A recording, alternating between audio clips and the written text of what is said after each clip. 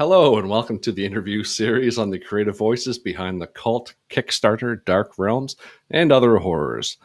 This campaign is live as we speak and will close on Friday, February 28th, 2025.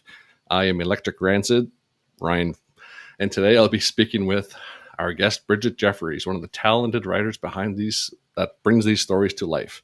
This series aims to give the audience an inside look at the creative process from the initial inspiration to the challenges of crafting compelling horror narratives. We'll discuss your journey as a writer, your experiences with Kult. Please forgive my dog's barking. The unique aspects of working in Kult, as it's still kind of, here, I got to redo this one. No, you're good. Listen, editing is a beautiful thing. Sorry about that. Someone got their attention outside. No, that's quite all right. I'll actually read that one more time because the teleprompter is going way too fast. And I'm just going to put this right in front of my face so I can just do it naturally because it's going way too fast. Yep. Where did you go? All right. Try this again. Mm-hmm. All right. Welcome. Sorry. You're fine. I promise you're fine. Listen, take a deep breath. We got this. We're going to nail it. I'm going to be the easiest interview you have, babe, because all I'm going to do is make you look good the whole time. It's going to be fine. You were very easy to talk to and wonderful to talk to. All right. So, hello, everyone, and welcome to our interview series on the creative voices behind the Kult, Kickstarter, Dark Realms, and other horrors. This campaign is still live and will close Friday, February 28th, 2025. So you have all kinds of time to sign up and get these goodies while they're still up. I'm our Electric Rancid, better known as Ryan from the Illusion Horror Con, and today I'll be speaking with Bridgett Jeffries, one of the talented writers bringing these stories to life. This particular series aims to give our audience an inside look at the creative process from the initial inspiration to the challenges of crafting compelling horror narratives. We'll discuss your journey as a writer, your experiences with Kult, and the unique aspects of working on a project where some details are currently in flux. Yep. Yeah, and I want to note that the material we discussed today is part of an evolving creative process because the work is still unedited and some aspects may change as they refine this to the final product. But thank you for joining us, and let's dive right into our conversation, Bridgett. Hi. And let's start out. Tell people who you are and just a little bit about yourself, your company, and how you came into Kult, I guess. Oh, we're going to do the intro plus how I came into Kult.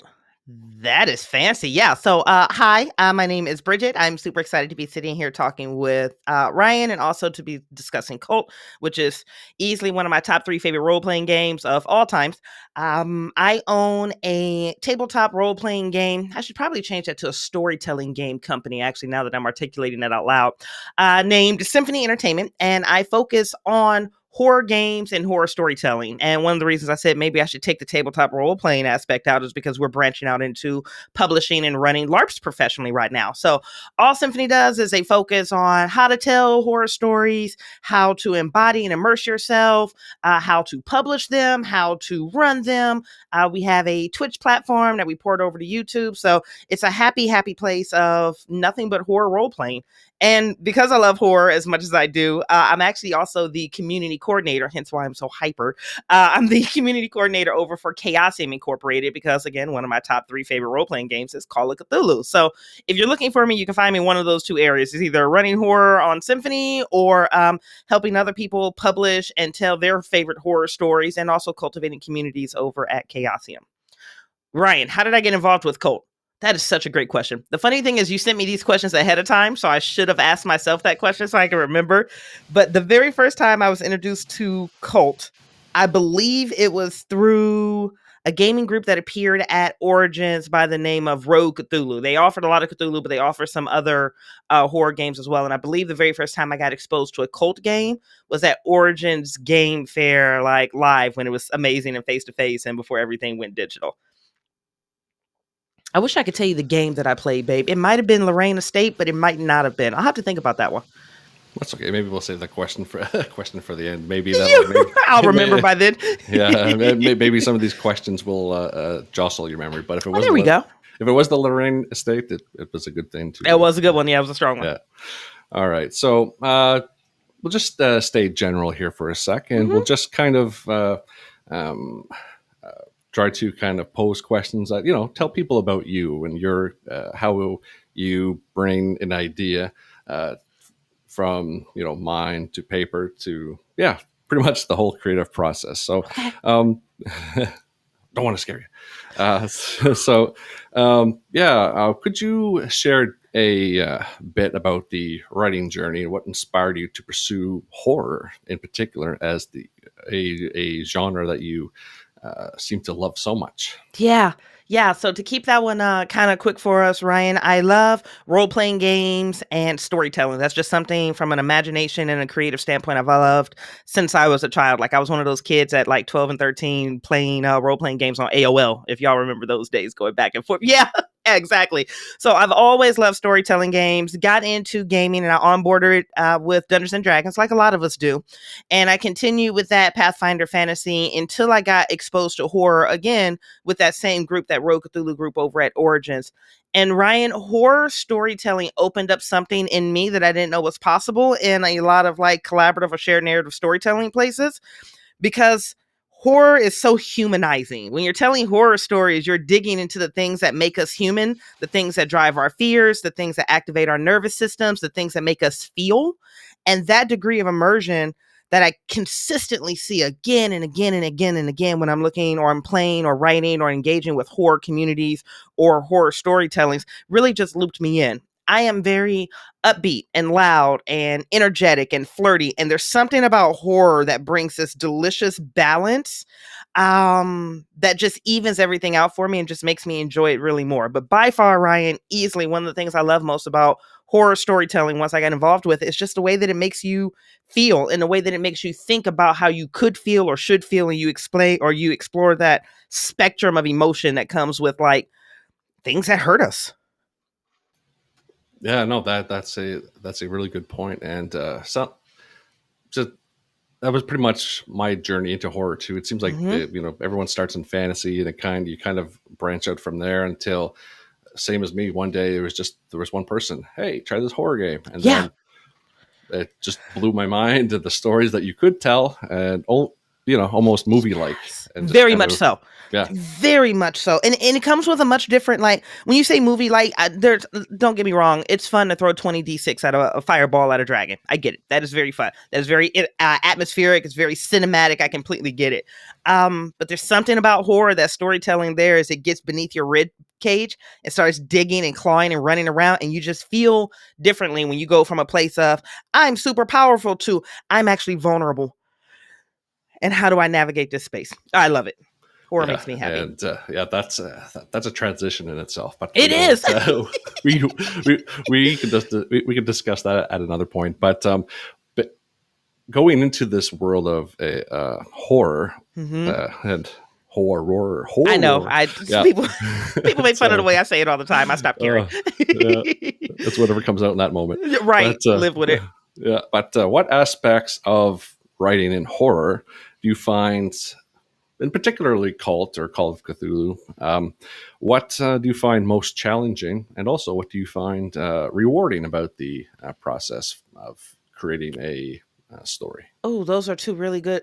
Those are well phrased questions. Okay, so what do I find most challenging when I'm writing horror games? I will say one of my biggest challenges when writing horror games, and it was a great exploration because this was my very first time writing for Cult, and I'm a fangirl of Cult. I'm just the whole community, the management team, they just make me so happy, and I love them. Um, for me, creating in horror, I think one of the biggest challenges is a boundary management challenge. Because if you tell me to write for Call of Cthulhu, Cult, and I don't know, Dread or Alien the RPG, those communities, those fandoms, those gamers and designers and GMs all have different flavor profiles. They're all horror. Yeah, we get it. But they're all different flavor profiles, and they cater to certain consistent styles of storytelling, either based on the mechanics drive narrative, the type of storytelling, the range of horror you're willing to explore. So if I'm sitting down and I'm looking at a Call of Cthulhu scenario, a Cult scenario, and like an Alien the RPG scenario, it's challenging for me sometimes to identify where the boundaries are on how far I want to push certain aspects of the horror. It can be a challenge for me to push the boundaries on how much I care about certain historical aspects about the horror. Like, do we really care when the Siegson model came out in Alien? Do we really care if silos weren't created until the 1800s? If you're in Call of Cthulhu, there's a lot of history buffs over there. They'll be really upset if you mess up something in the 1920s, or some of them don't. So, like, working with those boundaries on how much do I invest in certain directions, how far do I push my narratives, how deep do I go into the horror, would probably be one of the biggest challenges I have with writing horror role-playing games. One of the most rewarding ones, I'm going to say, is when you stick the landing. There is something so incredibly satisfying when you get through the conception and the design and the writing and the play testing and the editing and the proofreading and the art and all of the shenanigans that comes with it, and then you push it out and someone else can pick it up and go, yes, this is fun. Absolutely incredible. One of the easiest, most rewarding things that comes with it. The back end of that is your style and your storytelling and your writing style is not going to be everyone's piece of pie. So kind of metabolizing who your audience is, who is not is, and who's going to engage with your content is always just a matter of self-reflection on yourself. Yeah, and actually, it brings up an interesting point too. It's you write your story, you GM it in your way, but when it's published out there, it's kind of neat that your story will be told in many amount of different ways. So correct. It's like not really one story, but it's like, you know, a bunch, which is I've never thought about that before. But yeah, that's cool. That's really... Yeah. Just to weirdly echo on the back of that, I was taught this by one of my mentors in the gaming space, that when you're writing scenarios, you're not writing for the players, you're writing for the GM, you're writing for the keeper, you're writing for the storyteller, because it's going to be on them to metabolize what they want out of the content that they're reading and then reproduce it from a storytelling standpoint. But you're not writing it for the players, you're technically writing it for the GM who's presenting it to the players. And that adds a different layer of just writing and intentionality into what you're doing. Sorry. Oh, no. That's great. And so just continuing, just bouncing off that question on writing for horror. What was it like, particularly writing for Kult as opposed to kind of other projects in other systems? I'm so honored and grateful that they even invited me to write. Holy hell. Sorry, I had to take a moment right there. That's okay. Woo! Sorry. Ask me that again. My fangirl went to 12 and I lost myself. Where are we? Oh, that's all right. What was it like, or what was different in writing for Kult than in previous projects? Was it easier because most of these was it easier to write a story because most of these stories are based in modern day, or maybe like the rules or moves affect how you write between this and that. What was your feelings on this, or what happened for you? So one, after I got done squeeing for like 2 weeks over the fact that they actually invited me to write for them, which is just so incredible.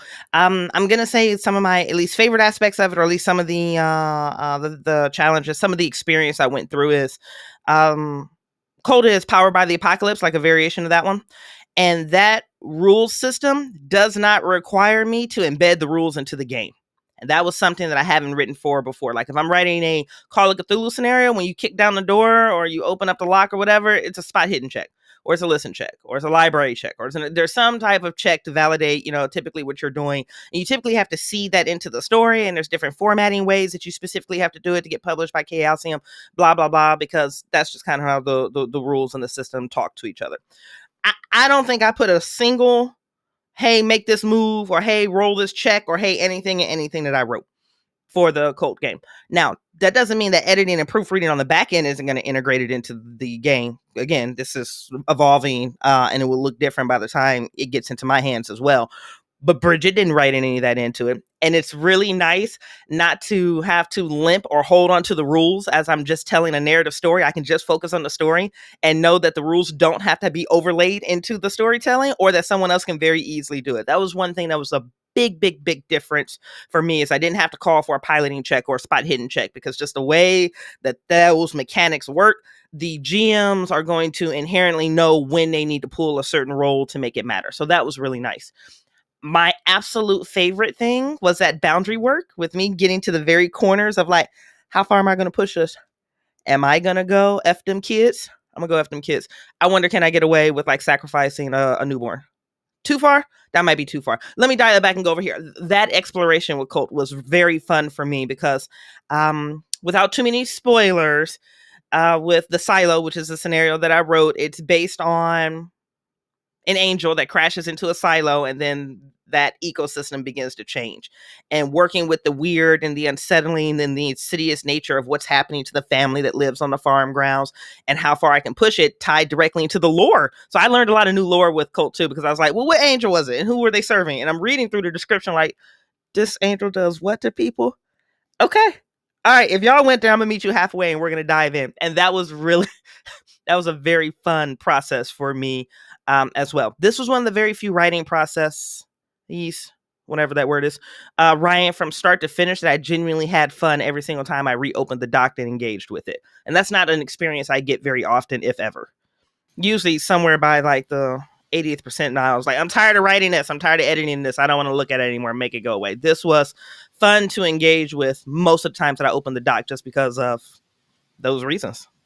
No, that sounds like a great experience, and I'm glad you were able to work in design and kind of bring something to life like that. And it's kind of funny when you mentioned how far do you go. It's like, in my mind, it's like, do you cross that line that brings you into exiled terrors, or do you stay in broken reflections? Like, are we going or are we not going? Where do I feel comfortable with? Where do I have the bandwidth to go? Can we push it? That's so fun to explore. Why not? Yeah, totally. Yeah. Totally. So, I think that's a good point to kind of bring to, and actually did where your scenario in this particular one, Bridgett, for those out there, Bridgett's scenario is in the book called Broken Reflections. Yeah. It is a collection of horror starters that explores different areas of cult, of the cult mythology, and as well as the deepest aspects of the human soul. There have been many voices to bring a lot of different stories alive. And for starters or scenarios, they range from anywhere to 4 to 20 pages, and with some focused on one player, while others for the whole group. And maybe let's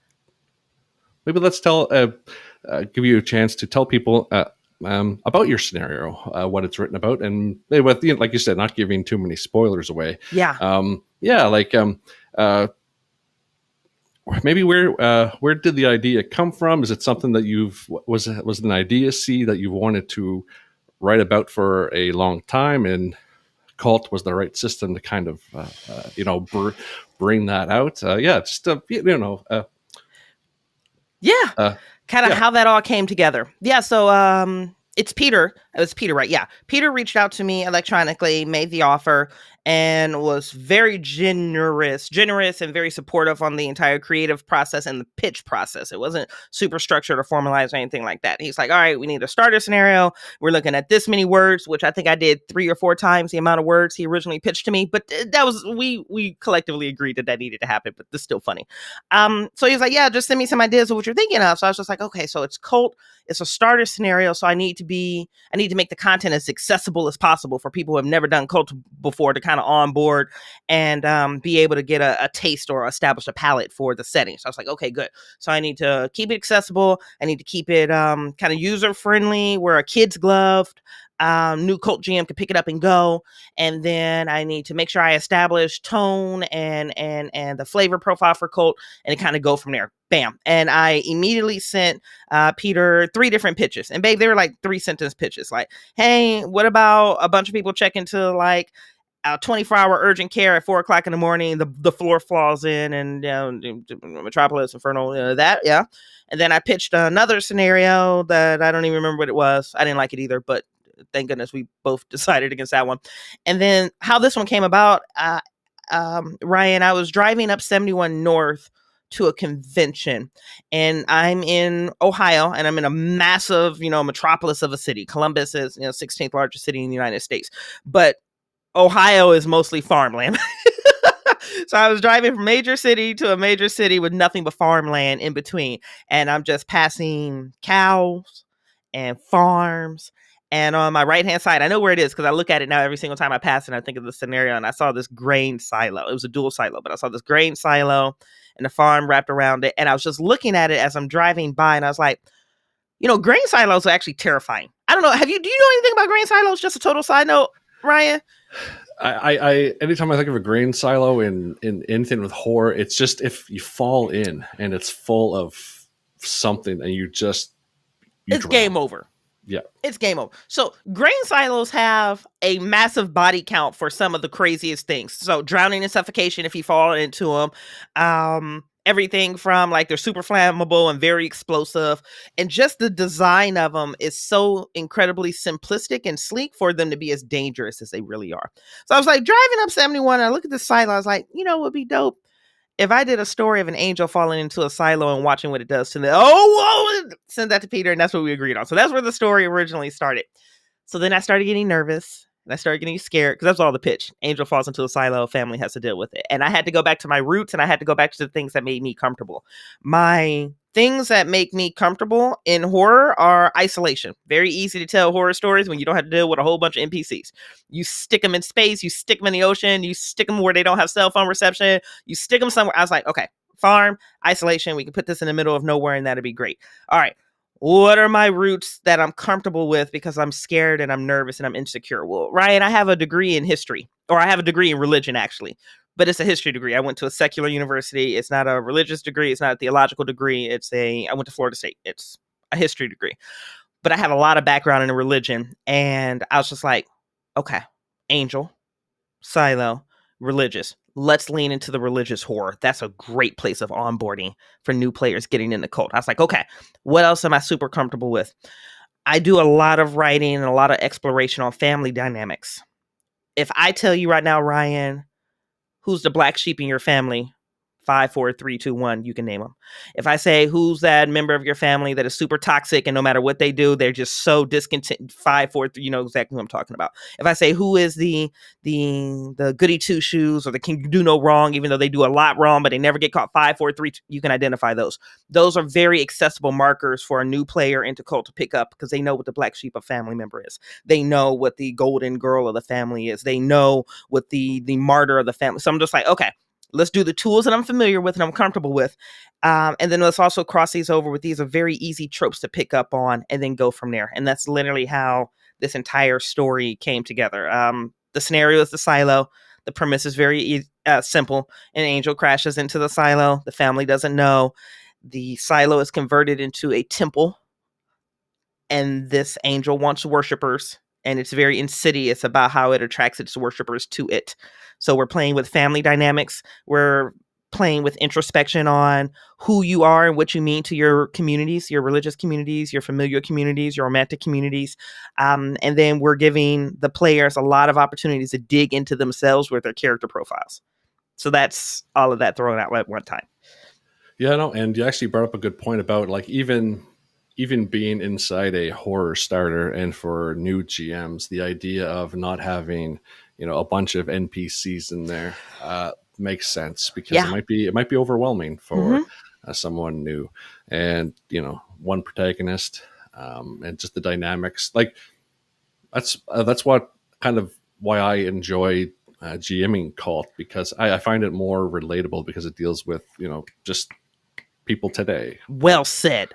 Like, I could name in my, all those little, that person, you know them, you know exactly who those people are in your life and in your family. Yep. You know them, you know exactly who they are. You can see their faces right now. I can write a Kult scenario right now. No, right. Yeah. So horror is about exploring humanity. So if we're doing a starter scenario, let's make it super accessible. Awesome. I honestly can't wait to get it in my hands and try it myself. You succeeded. Awesome. Thank you. Yeah, no problem. And no, thank you. And is there anything else that you'd like to kind of talk about for the and for this particular release? Any of Ooh. the like as a so we just rewind that. Mhm. So yeah, when it comes to building this horror starter and going back and forth with a creative director about different story seeds, and Yeah. just getting that inspiration, like yourself, when you say you're just drive, you see something in life, and like there it Mine. is. Yeah. And how was it for yourself personally? Um, Maybe this kind of goes into the creative process as well, Okay. like an ever changing, like, do this, take that out, don't do that, insert this because it might spice up the story, or something like that. Like, was there a lot of that for you in designing this story, or? There was a good handful of it. There was a good handful of it, and I will say this much: Peter was exceptional to work with. And I'm gonna pause really fast. It is Peter, right? I'm not making that up, Yeah. Uh, uh, right? yeah. Pieta. Pietate. So I'm likely mispronouncing it. So Pietate Or Peter. or Peter. Just yep. No, I Yeah. love you. So, Peter, this is me complimenting you. Love me through if I'm likely mispronouncing your name because I'm lame. But you were absolutely stellar to work with from start to finish on this process. And then Ryan, kind of giving you some additional context. I lost my mother September of 2023, and I have struggled with writing ever since. Significantly struggled with writing. I cannot tell you the amount of written contracts I had to drop off of, and thank God none of those companies penalized me financially, just because I didn't have the bandwidth to write. So I struggled with several aspects of this, not because of the content, not because I wasn't excited, but just because sitting down and writing was really tough. And again, I'm exploring intimate family dynamics, and that's going to hit a lot of bells with your grief when you're walking through things of that nature. Peter was patient. I was able to articulate that to him on the front end. He gave me a shit ton of grace, an amazing amount of support. His deadlines weren't super strict, so I could kind of work at my own pace and move back and forth with it. And his feedback it was delivered in such a cultivating and supportive and encouraging way. So the very first time, like I said, I sent this to him, I more or less hit the word count. I might have been short by, let's just say, 250 words. I'm just making it up. And he was like, okay, cool. Love where you're going with this. This is great. This is great. Have you considered this? And I was like, oh God, no, I didn't consider that. He's like, okay, you should consider that. But mind you, how he framed this, you should consider that. You could consider that. He didn't say change it to this. At no point do I believe he ever told me one time, you can't do that, or no, and granted, that's all within a publisher's right, but this is never an experience I had with him. Everything that he gave me was vision boarding back to me. So he could throw something up and I can look at it. It's like, I'm going to steal this, this, this, and this, and this. And yes, it will enhance the story, will make it better. So then I sent him another draft, and he hit me back. He sent me a voicemail and a voice clip. We're all operating off of Facebook Messenger, guys. And he sends me a voice clip back, and he's like, okay, this is where you are. This is great. This area here, you need to flesh this all the way out. So just flesh it out. Don't worry about the word count. Just flesh it out. This is too strong for you to try to like conduce it down into tables or like bite-sized pieces because you're trying to fit into a word count. Don't worry about it. Just go tell the story. Well, okay, don't threaten me with a good time. I'm not doing well with writing right now, but I'm going to flesh this out. And amazing experience working with him, just from the sheer way that he was able to provide feedback and encouragement and go. I never got red lines back from him. I got comments, suggestions, and vision boards. And that's the ideal type of editor I would love to work with. That's amazing. And yeah, he was incredible. Yeah, no, and I'm not an author or anything, but I find like even in my line of work, when you have the inspiration, the time to just let it breathe and let it just build itself to what it's eventually going to be, even though you might not know where it's going to go. Yeah, it usually produces something really good and well. Well said. Absolutely well said. And I agree. I also recognize that we're all out here trying to make money. You're trying to make money. I'm trying to make money. Helmgast is this is a business, and we're not doing this for free. I also recognize deadlines are deadlines, expectations are expectations. I understand that sometimes those aren't liberties that can be extended, but when they can be, be a blessing to somebody else and just give them the room to breathe if that's what they're requesting or that's what they need. To your point, if you let some stuff breathe, you can get a much better product from it. Awesome. Okay. All right. So I don't want to keep you too much, but let's just go now. Just the future outlook. As we kind of rewind. All right. So yeah, let's talk about as we kind of come to an end of this awesome interview. I always love talking to you. Yeah, I love talking to you too, babe. This was fun. As we look ahead, what can fans of Bridgett Jeffries expect from you in the future? Ooh, from me in the future. So if you're not following us on Twitch, I would highly recommend you do that. That's twitch.com/Symphony Entertainment. There's going to be a lot of horror coming down the pipeline. That's probably going to be one of the easiest ways that you can connect with me outside of the Discord. Writing, we're getting back into the saddle, guys. It's slow. We're getting there. We're getting there. But definitely, if you want to see me, check me out on Symphony Entertainment. I spend a lot of time over at Red Moon Role Playing. I'm launching a crap ton of LARPs in the Midwest region of the United States this year. That's going to be at Chaosium Con. I'll be running another LARP at Gen Con.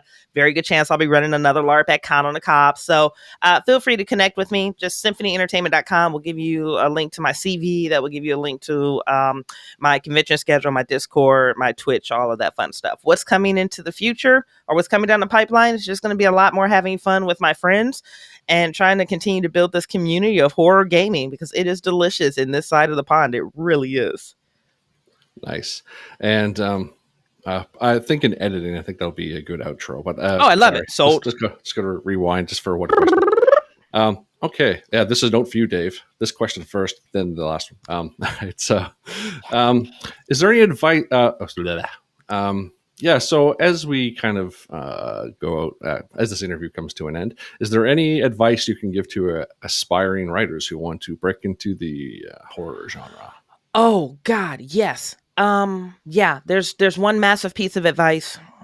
I'm gonna do two because I can. They might edit it out. We'll see what happens. I'm gonna try two. One, get out of your own way. No one can tell or cultivate or write a story the way that you can. And that's what makes that story unique is that only you can tell it. So one, get out of your own way. Get it off of your flash drive. Get it off of your memory bank. Stop running it with your friends 50,000 times. You know it's a good scenario. All your friends have told you it's a good scenario. You believe in your heart it's a good scenario. The only thing stopping you from publishing right now are those other hurdles. And a lot of those could be self-inflicted ones. I'm not good enough. I'm not a strong enough writer. I don't know how to do it. Things of that nature. I would highly encourage you to get out of your own way. Get it published. If you're not sure how, where, or where to even start, I cannot tell you enough how valuable community content programs are for launching your first scenario, whether that's the Miskatonic repository over at Chaosium, where we do Call of Cthulhu, whether that's the Storyteller's Vault with Vampire the Masquerade, whether that's Free League programs, has multiple platforms for horror. Just publish something somewhere. Babe, it doesn't have to be perfect. It doesn't have to be 20 pages. There are several people running around the Miskatonic repository right now that are publishing 2-page pamphlet scenarios. I kid you not. I own every single one of them. I've paid for every single one of them. I run them often because if you give me 2 sheets that has some PCs on one side, a loose plot, an intro, a climax, and an outro, that's all I need to run a game. I don't need a 20-page book. I can run off of just that. That being said, one of the most important things to help you get launched into writing professionally for whether that's going to be Kult or Call of Cthulhu or wherever you want to go is most publishers want to know that you have finished a product. It doesn't have to be perfect. They just want to know that you have the ability to finish, and finishing is a whole skill set and an accomplishment in itself. Aspiring writers, get out of your own way. Just go get it done. There's a ton of support in all these communities, everything from the Story Collectors workshop that for $30 teaches you how to write a scenario from start to finish and publish it literally step by step, all the way to multiple communities like Symphony or Helmgast or Free League. There are communities that will support you. Get out of your own way, get it done, get finished, and you'll be amazed at the doors that open up from you just because you finished. Awesome. That is great advice, and I thank you. And yeah, and with that, I would like to thank everyone who has tuned in to watch this interview with Bridgett Jeffries, and stay tuned for more mini interviews with other authors from the Kult Divinity Lost, Kickstarter, Dark Realms, and I'm sorry, I lost the name. And make sure to check out make sure to check out the latest Kickstarter from Cult Divinity Lost, Dark Realms, and Other Horrors. And with that, I am Ryan from the Illusion Horror Con. This is Bridgett Jeffries from Symphony Entertainment. Make sure to check out Kickstarter for the Kickstarter, and have a good night. Mwah. Bye, guys.